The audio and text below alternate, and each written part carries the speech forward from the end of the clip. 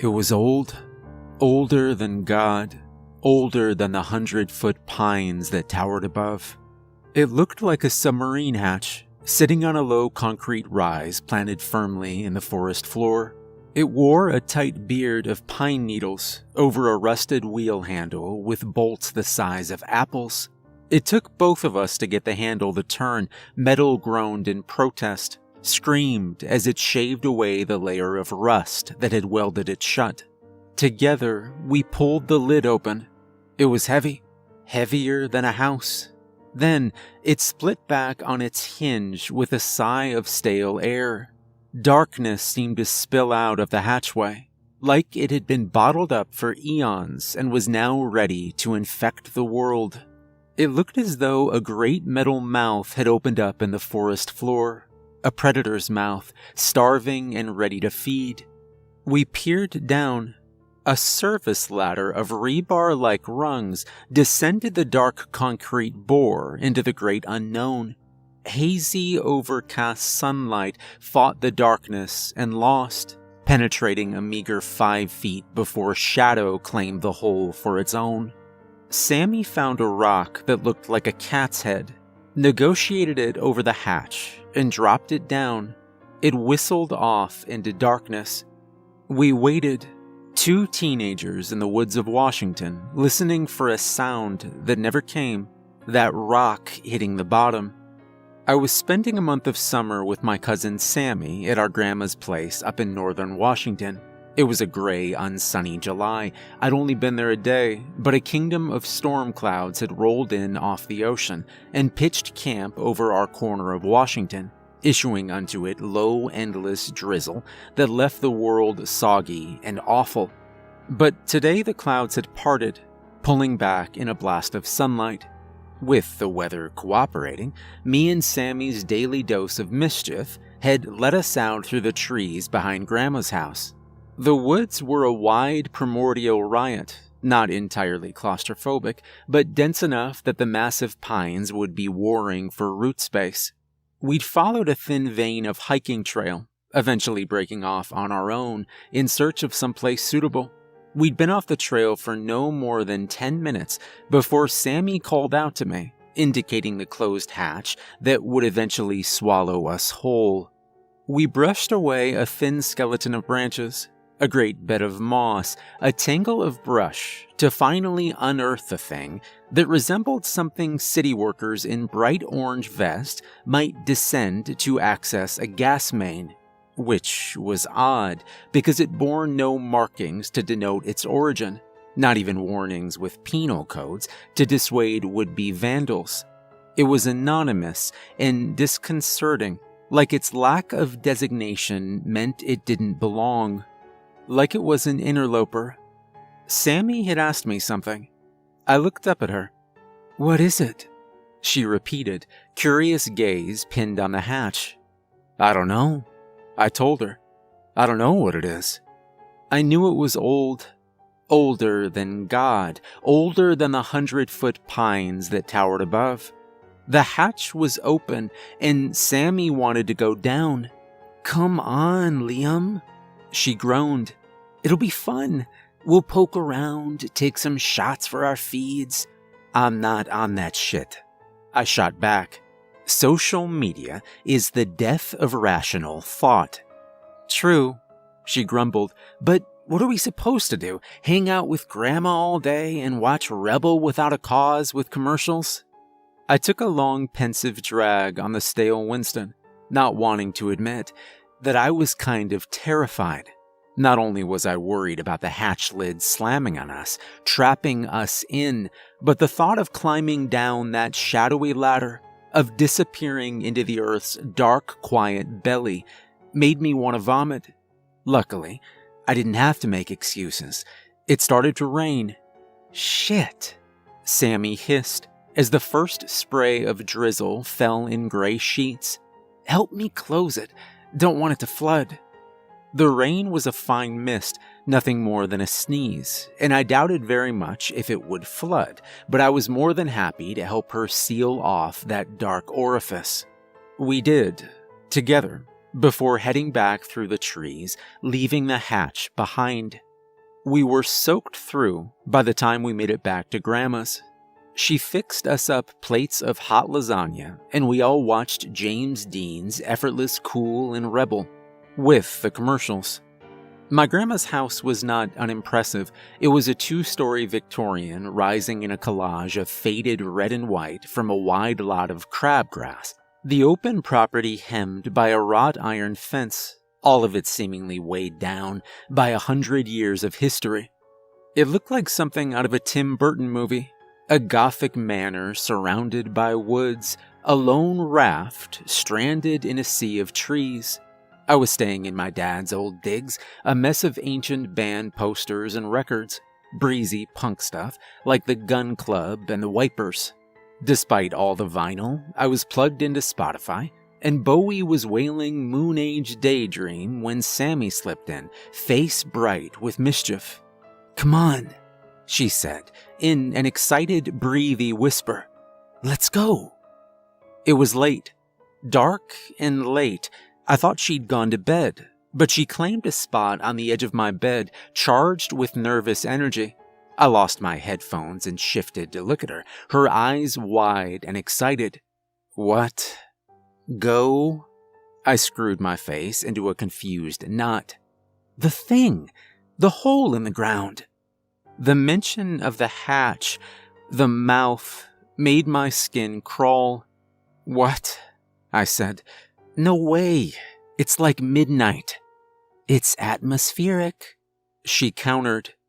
"It's pitch dark out. So, we'll vlog it or something, record it, I don't know. It'll be fun." I groaned, shook my head. "No way." "Then I'll go without you," Sammy huffed. "Into the hole? In the middle of the night?" "Yep. Totally alone. So if I get molested by sub-dwelling mutants, it's on you, 'cause you're the older cousin and all." "Don't be an asshole," I said, feeling my cheeks flare up. She smiled, a dimple forming beside her mouth, clearly amused at having manipulated me into a stalemate of mutually assured destruction. I was caught. Either I go with her and keep her in check, or I let her go alone and something might happen. She was 15, only a year younger than me, but impulsive and brash, and it wouldn't surprise me if she got hurt. I could claim ignorance, but if something happened, I wouldn't be able to live with myself. Despite being just cousins, we'd always been close. Sammy could drive me up the wall, but I still loved her, and I could see in her eyes that she wouldn't be swayed. I blew another long sigh, pushed myself off the bed, shrugged on my black windbreaker. "Let's get some flashlights," I said. I prayed for rain I knew wouldn't come. The clouds had burned off in the moonlight, leaving the heavens bright and clear. We'd found a set of headlamps in Grandma's junk drawer and navigated the low woods by the watery beams they provided. I had also taken an old Swiss Army knife. It was made of rust and looked like it had survived the Great War, but I took it just in case. I was hoping I wouldn't need it, hoping we wouldn't find the hatch, hoping it would be lost in the riot of trees. But something deep down, a high tickle in the deepest wrinkles of my soul, told me we would find it. And we did, almost immediately. It resolved out of the darkness, a small brutalist platform rising out of the still damp soil. Had it been so close before? It must have been. Must have. Sammy was recording us with her phone, posting them on Instagram or something. Who knows? My vision had whittled down to a dizzying pinprick, and all I could hear was the hot rush of blood pounding through my ears. I hoped her tug open the hatch, vaguely heard myself ask if she really wanted to do this. "Course I do," she said with a tight smile as she pocketed her phone. "It'll be exciting." Then she mounted the ladder and started off down the hatch. That sound only could have been made by the hatch lid slamming shut. We'd been climbing down the narrow bore for 5 minutes, each rung burning, with a hot metal freeze that nibbled through flesh and seemed to lick at the bone, when there had been a loud metallic report. Thunk! We both froze on the ladder, Sammy just below me, panting like a tired dog. "What was that?" I whispered, hauling stale air through my aching lungs. "Why are—" Sammy started in her normal voice before dropping it an octave. "Why are you whispering?" "What was that?" I asked again. But I didn't have to ask. I already knew. She did too. I heard the growing scuffle of her climbing back up the ladder. I started too, one white-hot rung after the next. My palms burning, my heart beating its angry fist against my ribs. The climb up was hard. My body seemed to weigh too much, like each limb was encased in lead as I pulled myself up, nearing what I knew I'd find. And I was right. The hatch was closed. I pounded on it, screamed, knowing that the only ones to hear would be us. I chipped away at it with the army knife to no avail. We tried our phones, first mine then Sammy's, pressing the devices to the lid's rough, rusted skin.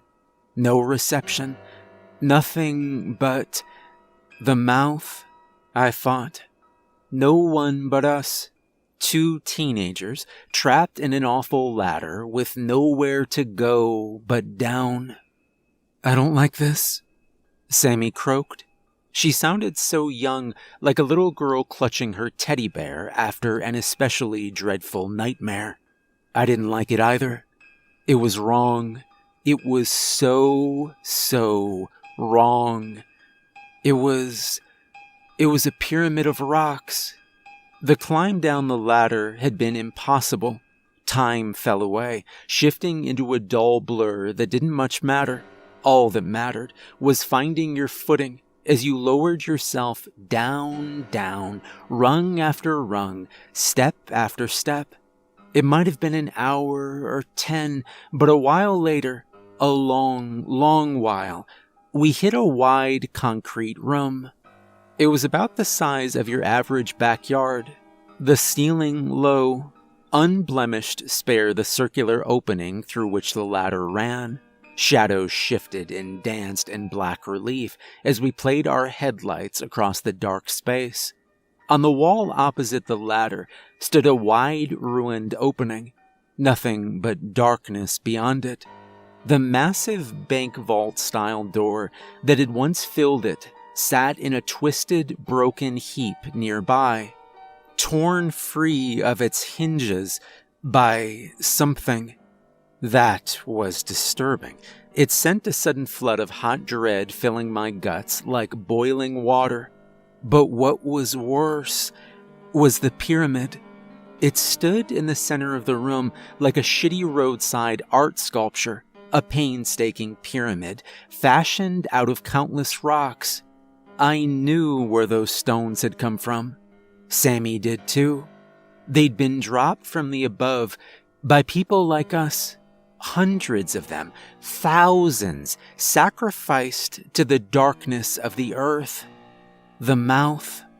I knew because topping the pyramid like a Christmas tree star was the rock Sammy had dropped earlier. The exact same one, no doubt about it, tucked carefully atop the mountain of stones. Placed there by someone. Something. A high trembling sound, like an animal in a snare, filled the room as the reality of the situation hit Sammy. She'd started to cry. She was losing it, unraveling at the seams, sitting on the floor, knees to her chest, rocking and sobbing and apologizing for bringing me down here. We had to move. My whole body was one big screaming ache, and if we let exhaustion ease its warm blanket over our shoulders, we'd never get going.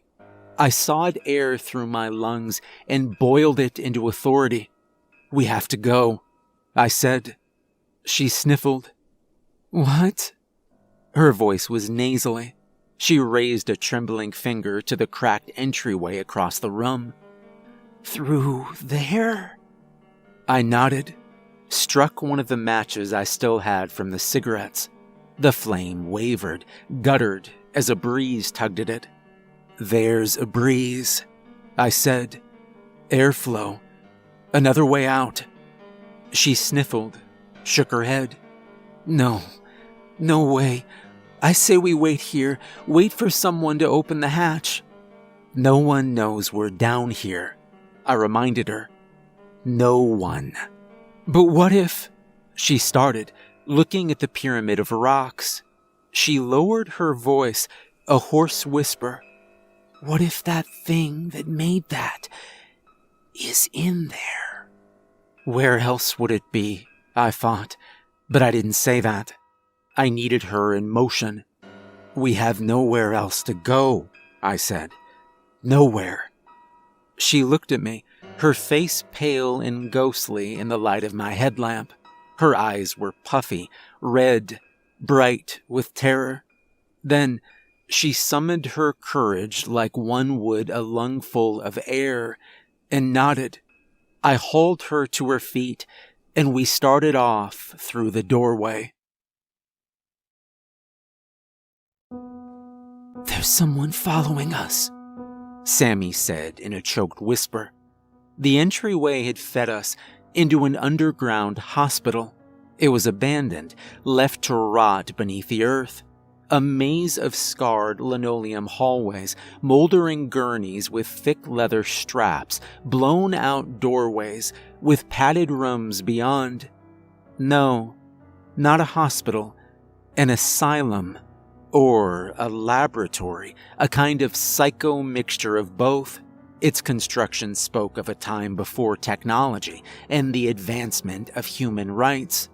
Yellowed walls and popcorn ceilings were shredded, torn to ribbons, like a feral something had been set loose.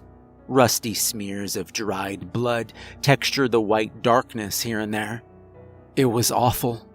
Each footfall, each pull of breath, all sound seemed to echo, clang, reverberate through the white walls of this underground labyrinth. It was like a nightmarish painting. It was the mouth. Up until then, we'd been negotiating slowly, rounding corners, finding more shadow-soaked hallways, passing an overturned reception desk, more padded cells, driven forth by terror and primal survival instinct. Then, Sammy had whispered in my ear, her breath hot, her voice hoarse with terror. "There's something following us." I froze. A cold inflection of goosebumps went sprouting up over my body. My lungs were tight, empty of air. My heart was pounding with icy fear. I turned slowly, not wanting to make a sound, afraid that if I did, it might make the someone real. She must have imagined it. There was no one. There was... Then I saw the eyes. 2 dull, milky pinpricks hovering just outside the light of our headlamps. They were head level, higher than head level, unblinking, hovering, and watching. Eyes. Sammy's body was right up against mine. She was wound up like an over-torqued screw. Terror radiated from her in hot waves. I could feel fear beating through her veins, ka-thump, ka-thump. The eyes moved so suddenly that both of us screamed.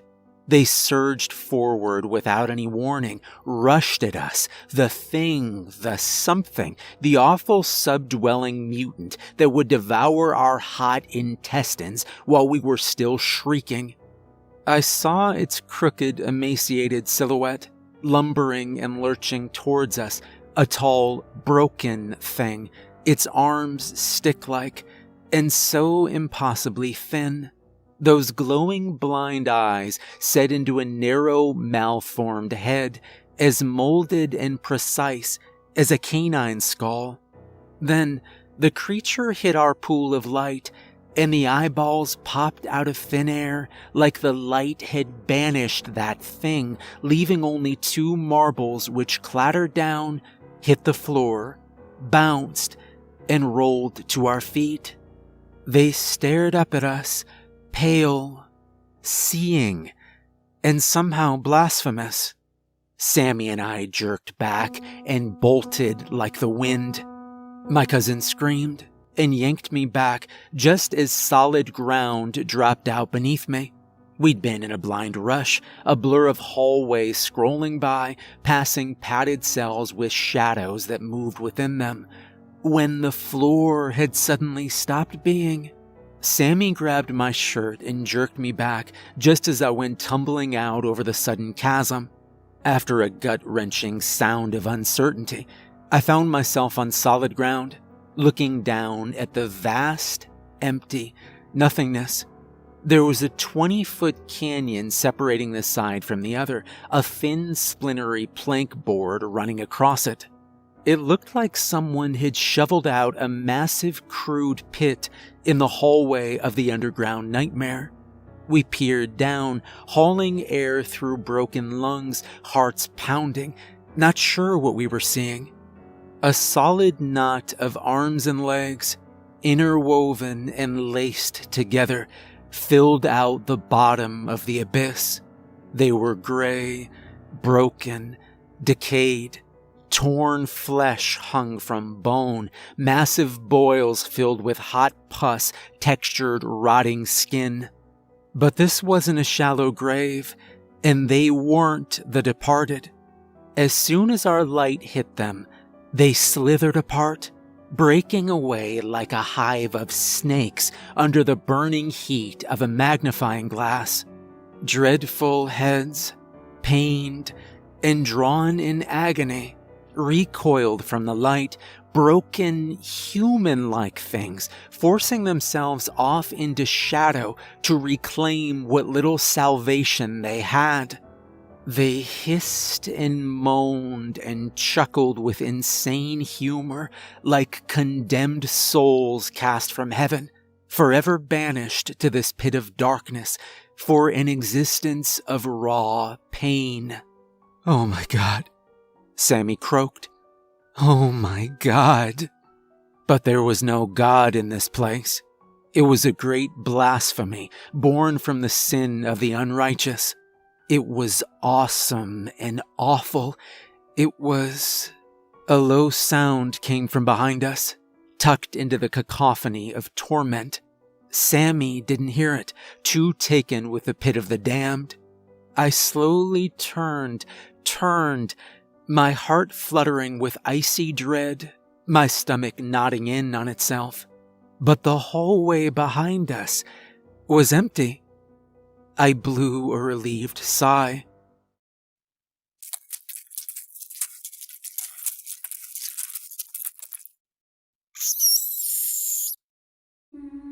The giant meat spider exploded out of the darkness with a throaty screech, a blur of limbs carrying it across the scuffed ceiling. But they weren't limbs.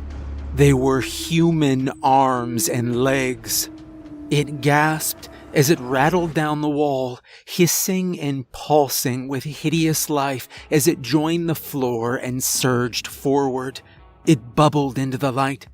A nightmarish set of conjoined twins, 2 separate androgynous entities melded together, appendages beginning where others ended, scraps of face in all the wrong places, eyeballs and noses and mouths all scattered about its lumpy, fleshy form. It was a nightmare of terrible industry, and its head, much like a spider's, was bulbous and truly heinous. Patches of hair textured its lumpy scalp above rows of eyeballs and a wide mouth of thick razor teeth. Sammy turned, screamed, and stepped back. It was instinctive, a single misplaced move that sent her out over empty space. She reached out for me, her fingertips skimming my arm as she issued a surprised noise. Then she was gone, plummeting into the sea of souls swallowed by the mass of forgotten bodies. I heard her shriek, heard her wail in bright agony as those things tore her limb from limb, picking her apart like a mean kid with a stunned fly. Then I looked up, and a fleshy mass of teeth and eyes and hatred was atop me. The meat spider tore me down into darkness. I awoke in a biblical spiderweb to the reek of death. It was a dark, sticky place, hot with the stench of dead things. The smell flooded my lungs, burned my nose and eyes. I looked around, my eyes adjusting to the gloomy haze. I'd lost my headlamp. Fibrous white nets resolved out of the darkness, stretching to and fro like an entropic masterpiece, all of it seemingly random and oddly beautiful in its precision. An incredible tapestry of psycho nature. Massive cocooned lumps textured the space, scattered throughout the nest like sleeping beauties. They were prey. And so was I. I couldn't move. I was melded to a wall of webbing by a spray of fiber, not entirely cocooned, but imprisoned in a straitjacket of dreadful string. I tried to scream, but my mouth was gagged with a shred of webbing. I issued a low, muffled shriek, the sound of despair. Then the entire formation began to tremble with a low vibration. I heard a tight hiss, saw a dark shape skitter by. The meat spider mounted the nearest cocoon and tore into it with its terrible human-like arms, craning its lumpy head to suck meat from bone. I heard congested slurping, things tearing, flesh and bone snapping apart. It was feeding, and it would come for me next. I slowly began to struggle, trying to work some slack into my binds, but they held firm. I felt something in my back pocket. I patted it desperately. The Swiss Army knife. I worked it out, popped the blade as the noise of feeding slowed, as the awful meat spider shredded its fill from one of its victims. I eased the rusty blade through the webbing and began to saw. It was like cutting through canvas. The web behind me instantly began to slacken, splitting apart, losing its tension as... Oh God. Oh no. The meat spider lunged, drenched in still hot blood, moving with that deliberate speed afforded only to creepy crawlies. It was coming for me, arms and legs pumping, its misshapen form throbbing with terrible heat. I worked the Swiss Army knife harder, faster, hacking away blindly, hatcheting apart the web holding me captive. And I could smell it. Oh God, the reek of ancient rot, of things dead and decayed, and hate. And it was here. Oh God, it was here. The meat spider lunged. For a terrifying instant, all I saw were eyes and teeth. There was a horrible intelligence in those eyes, an awful cunning that reminded me so much of the dead-eyed stare of serial killers in court. Then the web split beneath me, and I fell. I was tumbling down, plummeting like a stone, the ground black and solid and rushing towards me. It slammed into me like a freight train, and I crumpled like a bird. It wasn't solid ground. It was an angry rush of water, A river tumbled and heaved through a rocky canyon. The rapids frothed like a rabid dog, whipping me around like a rag doll in the hands of a brat. I snapped this way and that, barking my arms and legs and brain off lips of rock that seemed to bite out at me. Water that reeked of rotten gasoline and the thousands of dead things it had washed away flooded my mouth, filled my lungs. I choked and fought and tumbled downstream until blackness expanded. I awoke in a drain pipe to the first light of dawn. It painted strange shapes on the curved concrete bore in which I was delivered. I folded over and vomited a warm spray of water. A thin trickle ran from the darkness of the pipe, issuing through my hands, hair, flushing me with sobriety. That darkness repulsed me, made my skin ache and crawl. I staggered towards the light, fought my way out into a rocky shore. Seagulls were honking angrily, fighting over a scrap of meat on the beach. Other seabirds twisted through the foggy air above gray waters. The ocean heaved at my feet. I looked up at the sky and cried. A trucker found me, limping along the highway like an abused dog.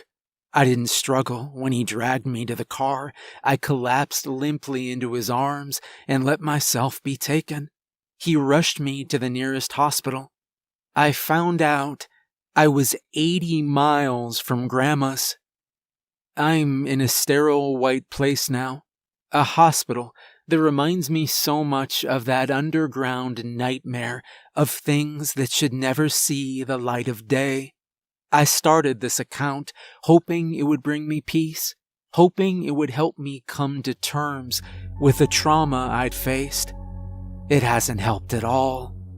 The police are still looking for that hatch and for Sammy's body. It's been 2 days and they've found neither. I was hoping normality would return, would burn away the nightmares that have haunted me since I've been back. But it hasn't. When I shut my eyes, I see things I'd seen out of the corner of my eyes in those padded rooms. Unspeakable horrors that belong not in this world, but in a place far beyond it.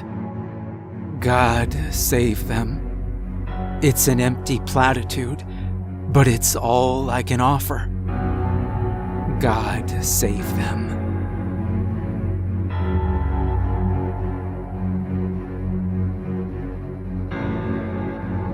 Hey everyone, remember to like and subscribe if you enjoyed the video, and a special thank you to the author The Crooked Boy for allowing me to narrate such a terrifying story. Make sure to check out more of the author's work, there's a link in the description. If you'd like to support me further, there's a link to my Patreon in the description, and remember, if you find a hatch in the middle of the woods, for the love of God, don't open it.